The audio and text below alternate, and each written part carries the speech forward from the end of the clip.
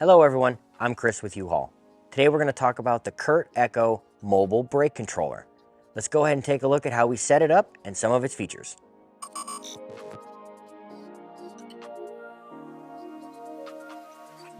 Let's begin by removing the retention strap from underneath. The retention strap comes with the locking tab already inserted. We're going to go ahead and pop this out so that we can properly insert the retention strap and then return the locking tab. Now insert the retention strap with the raised edges facing out. You can now reinsert the locking tab.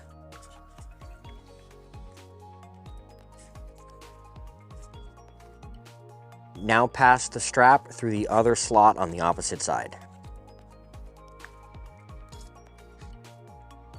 Alright guys, we are now ready to begin setup of the brake controller. If you have not already done so, please download the One Control Auto app to your mobile device.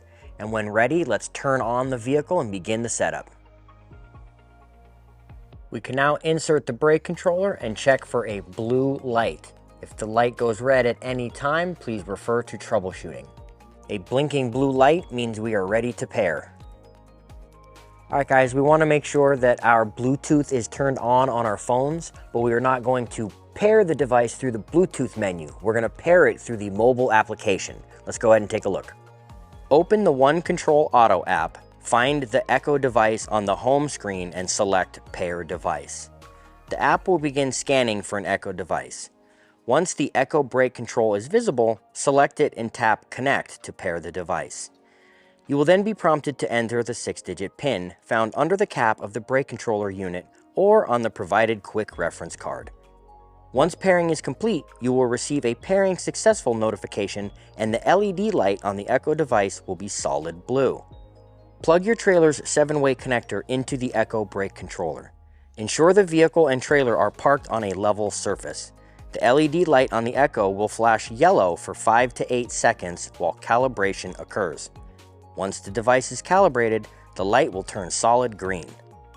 We can now connect the retention strap. Wrap it around the door and secure it to your locking tab. It does not need to be super tight.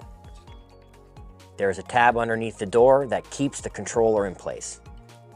After pairing with the Echo, you will be directed to the controller profiles to set up your trailer's profile. You can create and save profiles for multiple vehicles, trailers, and load conditions. You can switch between different profiles by swiping left or right on the active controller profile on the home screen. Once the chosen profile is set to active, select Open under the connected Echo device. This will take you to the active profile screen, where you can adjust settings and use the Echo brake controller. Press and hold the orange button to manually activate your trailer brakes. The orange outer ring indicates the current brake output level.